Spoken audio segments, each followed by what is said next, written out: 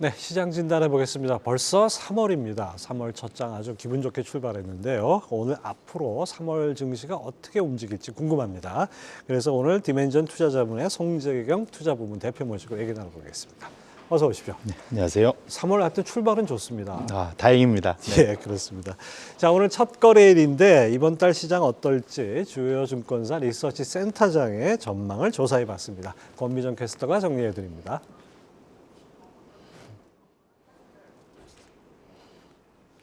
네, 연초 시장을 이끌었던 기업 밸류 프로그램이 발표됐습니다. 다소 실망스러운 내용에도 불구하고 외국인은 여전히 우리 시장을 매수하고 있는데요. 3월 우리 증시는 어떻게 전망되고 있을까요? 네, 증권사가 전망한 3월 코스피 밴드는 최하 2,480에서 2,870포인트입니다. 유안타 증권이 가장 넓게 전망을 하고 있고요. 상단을 가장 낮게 전망한 곳은 유진투자증권으로 2,500에서 2,700포인트를 전망하고 있습니다. 상단을 가장 높게 본 것은 유안타 증권입니다. 2,870포인트까지 오를 수 있다고 봤는데요. 2월 증권가들의 코스피 밴드가 2,350에서 최고 2,700포인트였는데 이 하단과 상단이 각각 130포인트 그리고 170포인트가량 더 높아진 걸 알 수 있습니다. 증시 밸류업 정책이 발표된 후 박스권에서 움직였던 우리 증시, 3월 시장을 움직일 호재와 악재들은 무엇이 있을까요? 증권사 리서치 센터장에게 직접 물어봤습니다. 호재로 가장 많이 언급된 건 중국의 양회입니다. 5곳의 증권사 중에 4곳이 언급했는데요. 중국은 2월 시중은행의 지준율을 인하하고 5년물 MPR을 6개월 만에 인하하면서 경기부양책을 잇따라 내놓고 있죠. 이번 양회에서도 경기부양책과 함께 부동산 부양책에 대해서도 주요 의제로 다룰 거란 전망 나오고 있습니다. 엄청난 부양책까지는 기대하기 힘들겠지만 우리 시장에 워낙 큰 영향을 미치는 이슈다 보니까 긍정적인 영향을 받을 것으로 보이고요. 이어서 대신증권 김용일 센터장은 미국의 물가 안정에 대한 기대가 시장의 호재로 작용할 걸로 봤습니다. 지난 29일 밤 발표된 미국의 개인 소비 지출, 즉 PCE 지수가 2.4%, 근원 PCE 지수는 2.8%로 모두 시장 예상치에 부합했습니다. 연준이 바라는 물가 상승률 2%에 도달하려면 시간이 더 걸리겠지만 그래도 예상치에 부합한 결과가 나오면서 연준 인사들은 올해 미국의 금리 인하 3번이 예상되고 그 시작은 6월이 될 것이라는 전망을 내놨는데요. 이런 전망에 미장은 안정을 되찾으며 랠리를 이어갔습니다.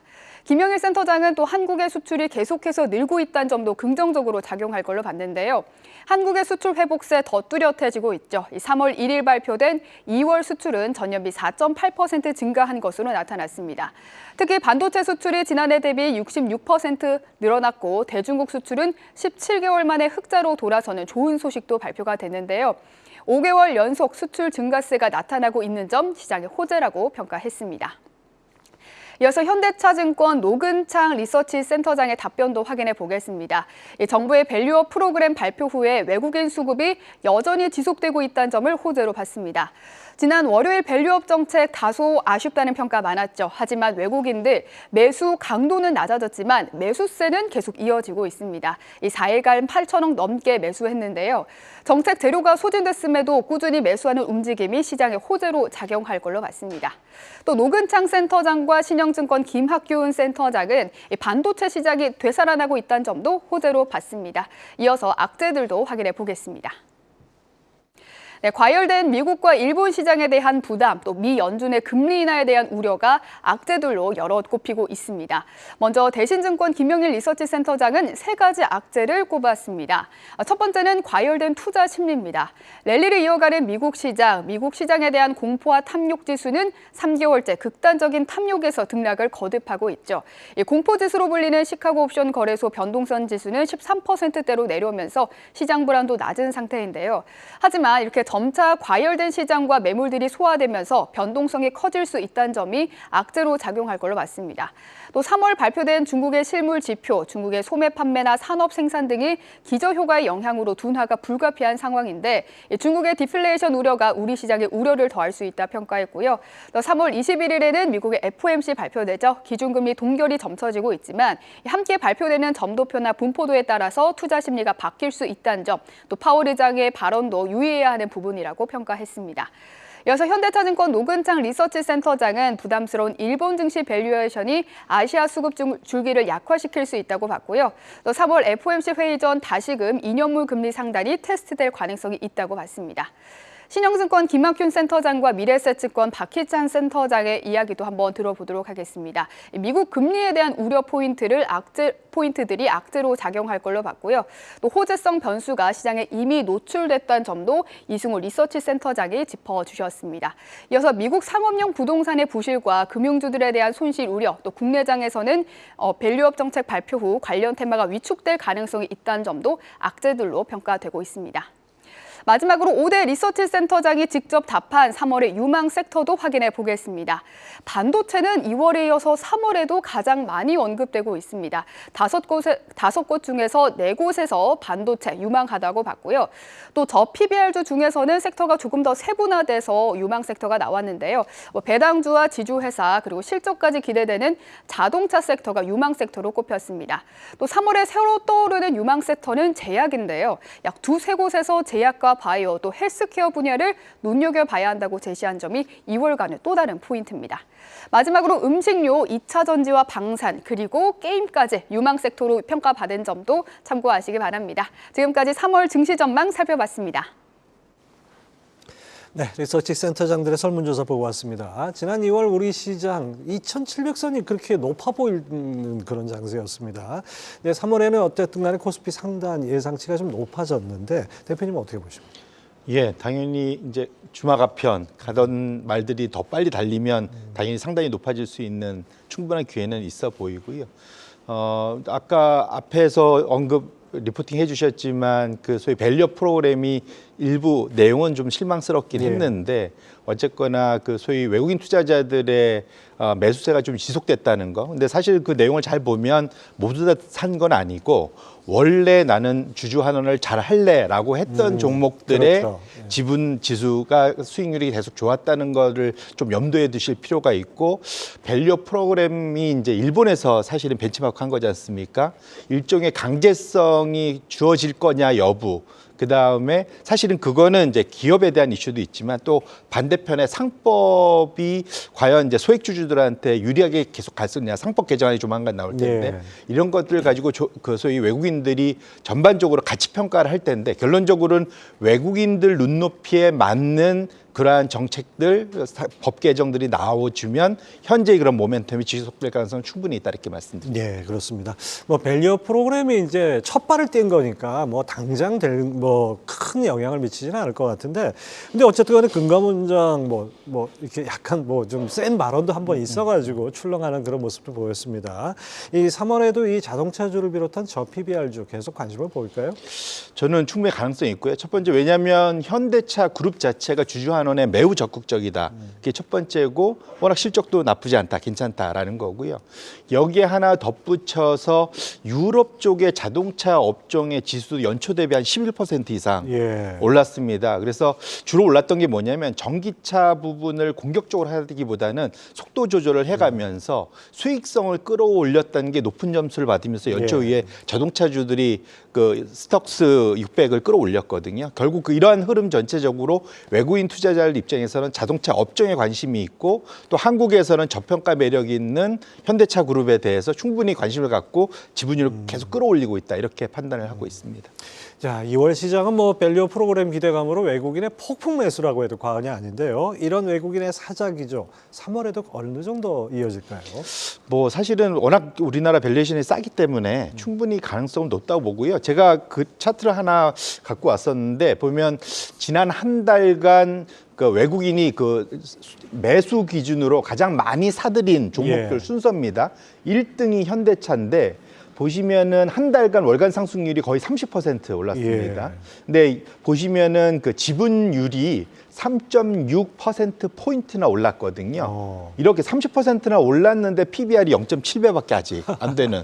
여전히 그러니까 사실은 1배 미만에서 거래되고 있다는 점이 충분히 매력적이고요. SK 하이닉스는 저 PBR은 아니지만 당연히 이거는 AI 모멘텀이 있는 거고요. 저 밑에 삼성물산 같은 경우도 지분율이 많이 올랐죠. 결국은 다음 페이지로 넘어가셔서 5위에서 한 10위 정도까지 놓고 보셔도 기본적으로는 전반적으로는 다 지분율이 많이 올라간 종목들이 30~40%에 가까운 그런 높은 성장률. 반면에 바이오로직스 같이 좀 이러한 이 밸류 프로그램의 그러한 큰 흐름에서는 좀 떨어져 있는 데들은 예. 상대적으로 성과가 저조한, 결론적으로 말씀드리면 밸류 프로그램이 사실 표방하는 그 기본적인 기조는 유지가 되고 있고 외국인들이 거기에 호응을 하고 있기 때문에 이것을 지속적으로 이 불씨를 계속 잘 살려나가면 충분히 매수 증가 충분할 수 있다 이렇게 말씀드립니다. 네, 그렇습니다. 또 이 밸류어 프로그램과 함께 또 하나의 축이 지금 AI 반도체 이것이 아닌가 싶은데요.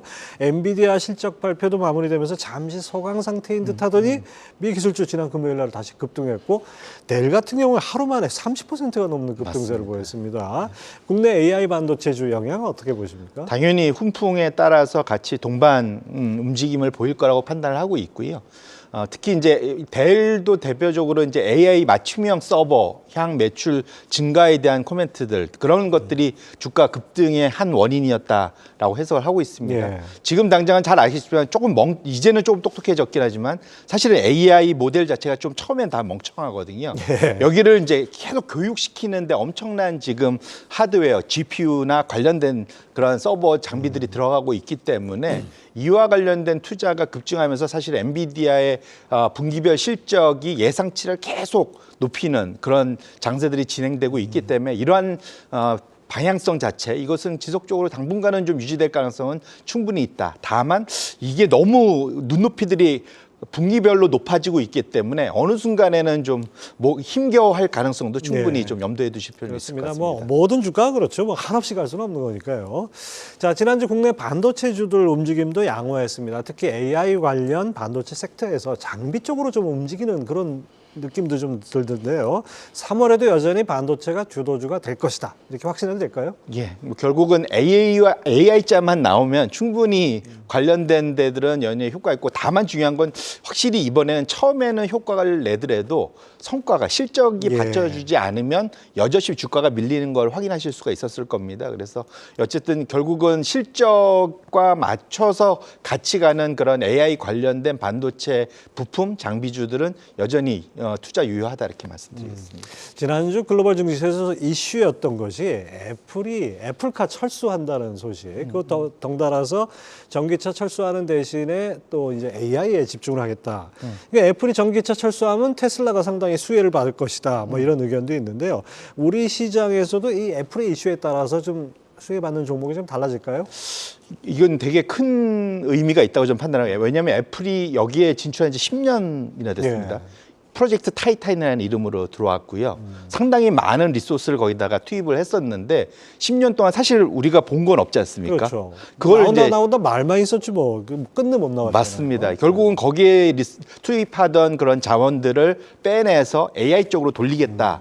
이것이 큰 그림이거든요. 결론적으로는 전기차 시장이 처한 상황을 애플이 그대로 대변한다. 결론적으로는 전기차의 경쟁이 되게 심화됐고 또 수요도 생각보다는 좀 둔화되고 있다는 예. 이런 것 때문에 애플이 사실은 출시도 못 해보고 이제 문을 닫은 형국이 된 거고요. 반면에 AI 쪽은 뭐 지속적으로 좋아진다는 판단 때문에 가는 것이라서 이것 때문에 전기차 시장이 더 좋아질 건 없을 것 같습니다. 왜냐하면 예. 애플하고 경쟁한 적이 없기 때문에 그렇습니다. 예, 반면에 전기차 쪽은 투입이 좀 더 자원이 되기 때문에 관련된 그러한 수요 증가는 좀 더 있을 가능성이 있겠다 이렇게 말씀드립니다. AI가 점점 대중화되면서 그 중에서 이제 그 AI 기업 중에서도 하드웨어 쪽에 관련된 기업들이 좀 수혜를 받았는데 앞으로는 소프트웨어 쪽으로 좀 이 매기가 이동할 것이다 이런 예상도 있습니다. 어떻게 보십니까? 당연히 이제 그쪽으로 가야 될 것 같거든요. 왜냐하면 지금은 아까 말씀드린 대로 좀 멍청한 AI들을 지금 열심히 훈련시키고 있는 과정이지 않습니까? 그래서 소위 말하는 잘 아시겠지만 LLM 대용량 언어 모델을 예. 탑재한 AGI 결국은 범용 그러한 인공지능 그러니까 마치 사람처럼 모든 거를 다 할 수 있는 이런 것들이 메인이고 이런 걸 보면 소프트웨어 기업이라 하면 사실은 빅테크들이 다 소프트웨어 기업들이거든요. 그렇죠. 예. 뭐 마이크로소프트니 구글이니 뭐 이런 데들 메타니 이런 데가 다기 때문에 어찌 보면 소프트웨어에서는 빅테크 주도의 이런 방향성은 지속될 것 같고요. 다만 걱정은 투자가 지금 AI 하드웨어에 어마어마하게 들어갑니다. 오픈 AI에서 샘 알트먼이 7조 달러를 예. 모금하겠다고 하지 않습니까? 말이 7조 달러지 반도체 연간 매출액이 반도체 관련된 게 모두 합쳐도 6천억 달러가 안 되거든요. 예. 10분의 1이 안 되는데 예. 10조 달러나 투입을 해서 과연 수익성을 걷어낼 수 있겠냐. 엔비디아 같은 회사들은 당장 많이 파니까 돈을 벌겠지만 이걸 사다가 장비 만들어서 이거를 AI를 교육시켜 갖고 여기서 돈을 뽑아내야 되는 이러한 빅테크들은 과연 여기에 대해서는 고민이 충분히 많이 있을 수 있겠다. 그런 측면에서는 요거와 관련된 결국 수익성이 잘 넘어갈지는 좀 여전히 좀 지켜보실 필요가 있겠다 말씀드립니다. 뭐 앞으로 10년 AI가 대세라는 거는 이견이 없는데 결국 실적이 뒷받침되는 얼마나 뒷받침되느냐가 관건이라고 봐야겠군요. 자, 그다음에 또 최근 이 시장에서 주목받는 것이 방산하고 바이오인 것 같습니다. 수출입은행법 개정으로 이 하나 에어로스페이스 신고가였고 또 알테오젠 또 이 머크와의 그 계약 그것 때문에 또 최고가를 경신하고 3월에도 갈까요? 보통 이제 주가라는 것이 재료가 나오고 나면은 보통 그 전에 주가가 많이 올랐으면 오히려 이후에는 좀 쉬어가는 경향이 일부 있지 않습니까? 그래서 결국은 그 사이 주가가 얼만큼 반영했느냐 것 같습니다. 그래서 이거 서프라이즈였냐 이제 예를 들면 수은법이나 또 내지는 바이오 쪽에서는 신약과 관련된 재계약 뭐 이런 건들이 결국 주가에 반영됐느냐 여부일 것 같고요. 얼마나 반영했느냐 여부일 것 같습니다. 근데 상당폭은 좀 반영들을 일부 하고 있는 것 같아요. 그렇게 놓고 보면 지금은 기간 조정이든 가격 조정이든 일정 부분은 있을 수 있다 판단을 하고 있고요. 다만 중요한 거는 어쨌든 그것이 실적으로 발현된다면 일정 기간의 조정을 거치고 다시 갈 수가 있기 때문에 여전히 계속 추정을 하실 필요는 있겠다 말씀드립니다. 일단 그 포트폴리오 안에 넣어놓고 계속 주시를 해봐야겠습니다. 자, 올 초만 해도 3월이면 금리 내린다 이렇게 했는데 정작 3월이 왔습니다. 근데 이제 미국 연준의 금리 인하 시기는 상당 기간 늦춰질 것이다라는 것이 시장의 대세가 됐고요. 근데 지난주 연준이 선호하는 PCE 지표가 발표됐죠. 개인 소비 지출. 이거 어떻게 보셨습니까? 1차적으로는 그날은 발표되고 시장이 상당히 좀 안정됐습니다. 그리고 제목은 이제 예상 수준의 발표다. 그런데 예상치에 딱 맞아 떨어지니까 그렇게 나왔죠. 그런데 그 앞으로 한 2주 전으로 거슬러 올라가면 CPI랑 PPI가 예상보다 엄청 세게 나오면서 사실은 시장이 깜짝 화들짝 놀라고 그걸 반영해서 PC 1월달 수치를 급격 빨리빨리 상향 조정을 해갖고 눈높이를 맞춰놓은 거거든요. 사실 어찌 보면 눈 가리고 앙한 그런 경향이 분명히 있다 말씀을 드리고 여기서는 다만 이제 조심하셔야 될 게 이제 연준이 제일 집중하는 게 PC 물가고 PC 물가 중에서도 슈퍼코어 소위 초근원 PC 물가가 전월 대비 0.6%나 올랐습니다. 0.6%를 연율로 하면은 단순 연율로 하면 7%가 넘고요. 7.18 이렇게 나올 겁니다. 이걸 지금 계절 조정에서 환산한 걸 봤더니 거의 5% 근접하더라고요. 그 얘기는 이거는 사실은 지금의 현재 5.5% 최상단인 연준의 기준금리에 육박하는 물가 상승이기 때문에 연준이 엄청 긴장할 수밖에 없는 그런 상황이고요. 1월 달이 혹시나 일시적인 계절적인 이슈였으면 다행인데 만일 2월, 3월에도 이렇게 계속 간다면 지금 6월 달에 금리 첫 인하 저도 그렇게 원래 처음부터 예상을 했었는데 이것이 완전히 미뤄져서 최근에 지난 주말 동안에 원스트리트에서는 그 연내 금리 인하가 없을 수 있다. 이런 주장도 나오기 시작했습니다. 그래서 그렇게 놓고 본다면 현재 연준의 소위 무착륙 시나리오가 완성이 된다면 소위 무금리 인하 시나리오도 같이 상정해 두고 투자에 임하실 필요가 있겠다 이렇게 말씀드립니다. 바로 그 부분입니다. 물가 우려도 우려지만 사실 미국 경제가 견조하다는 것이 어떻게 보면 금리를 내릴 이유가 없지 않냐 이런 배경이 되는데요. 그래서 어쨌든 간에 금리 인하 예상 시점은 조금씩 밀리고 그러면 동시에 이제 인하 횟수도 줄어들 수밖에 없는데 횟수와 금리 인하폭 어떻게 보십니까? 현재로서는 원래는 연초에 기억하시겠지만 7번 인하라고 시장에 엄청 압력을 넣었는데 연준의 지금 점도표 수준의 3번으로 지금 거의 다 수렴을 했습니다. 근데 지금 여전히 근데 사실 포기는 못하고 있다고 보는 것이 금요일 날 발표됐던 미국의 ISM 제조업 지표가 좀 안 좋게 나왔습니다. 그다음에 그 건설 지출도 생각보다 좀 둔화됐고요. 이 수치를 반영해서 또 시장 금리는 빠르게 또 금요일 날 좀 밑으로 빠졌거든요. 그만큼 시장에서는 목마르게 금리 인하를 요구를 하고 있고요.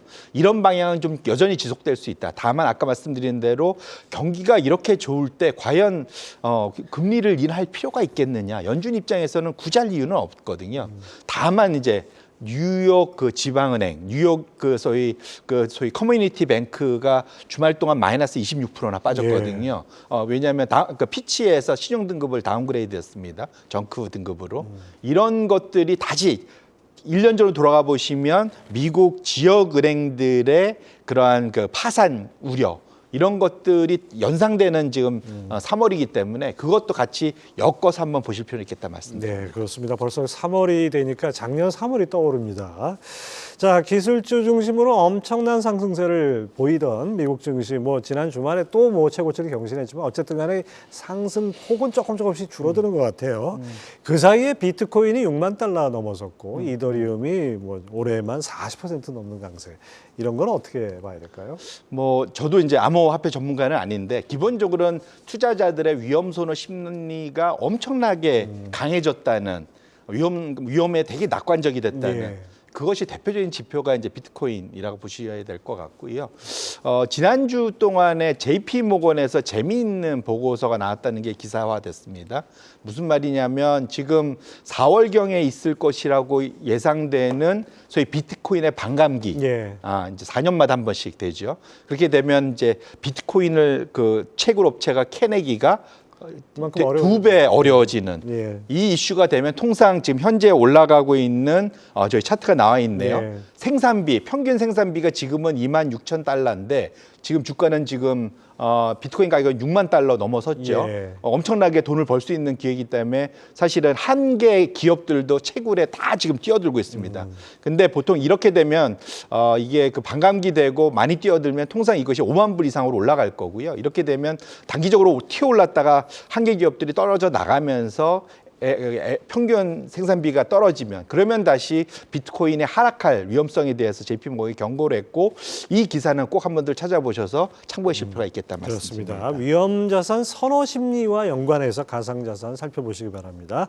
자, 현재 시간으로 3월 5일이면 이제 이른바 슈퍼 화요일이죠. 양당 대선 후보 거의 사실 확정된다 이렇게 봐도 과언이 아닐 것 같은데 이게 이제 본격적인 선거운동이 시작되고 트럼프가 우세하다는 얘기가 자꾸 나오면은 이른바 재생에너지나 전기차 섹터 좀 부담이 되지 않을까 이런 걱정들이 많습니다. 네. 참 아이러니한데 트럼프는 전통 에너지, 소위 석유를 좋아하고 예. 전기차 싫어합니다. 반면에 바이든은 전기차를 좋아하고 석유 되게 싫어합니다. 예. 그런데 아이러니하게도 트럼프 집권 기간과 지금 바이든 집권 기간 이제 얼마 안 남았죠.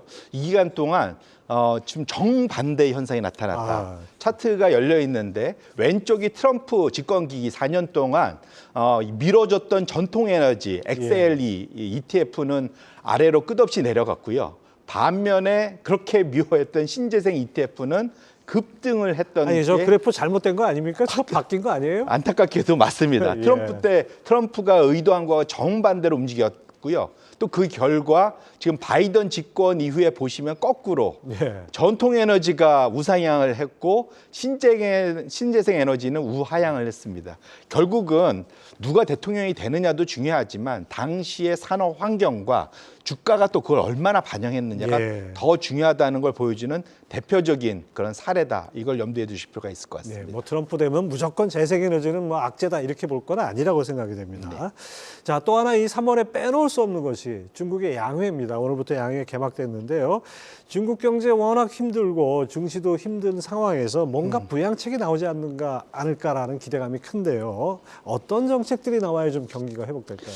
결론부터 말씀드리면 미국을 벤치마크해야 된다. 우리가 마치 일본을 지금 밸류 벤치마크 하듯이 네. 그렇게 보고 있고요. 왜냐하면 여전히 중국은 인프라 중심의 보여주기식 투자를 좀 많이 하고 있는 거예요. 인프라 투자를 여전히 늘릴 거로 보여 있거든요. 근데 문제는 이것은 여전히 공급 과잉 걱정이 되고 예. 있고 결론적으로는 소비자들이 소위 소비를 늘릴 수 있는 그런 직접적인 재정 부양책이 나와야 될 텐데 그것이 나오기를 기대해 보는데 과연 공산당이 과연 그걸 움직일 수 있을까? 현재 집권 여당이 그건 좀 걱정이 여전히 좀 남아 있다 이렇게 봅니다. 네, 중국 양회는 계속해서 저희가 전해드리도록 하겠습니다. 자, 이제 본격적인 3월입니다. 이번 주 또 이번 달 시장 대응 전략이 궁금합니다. 어떻게 잡아야 될까요? 아까 말씀드린 대로 뭐 밸류업에서도 스스로 자발적으로 하는 기업들은 여전히 좀 좋을 수 있다 보고 있고요. 그 다음에 AI 관련된 것도 여전히 좀 모멘텀은 있을 것 같습니다. 근데 이 둘에 대해서 좀 불안해하시는 분들이 있다면 반대편에서는 지금 미국에서 처음으로 한 달 정도 드디어 중소형주들이 예. 대형주를 앞서기 시작했습니다. 따라서 결론적으로는 경기가 좋으면 중소형주가 좋을 수밖에 없거든요. 미국 케이스는. 그러면 우리나라도 통상은 시차를 두고 따라하는 경향이 예. 있어서 우리나라도 그러면 중소형주에도 한번 순환매 기회가 있지 않을까라는 기대를 해보고 있습니다. 네, 뭐 달리는 말이 계속 달리긴 하지만은 키 맞추기도 종종 이루어진다는 거 염두에 둬야 되겠습니다. 네, 지금까지 도움 말씀에 디멘전 투자자문의 송재경 투자부문 대표 함께했습니다. 말씀 감사합니다. 네, 고맙습니다.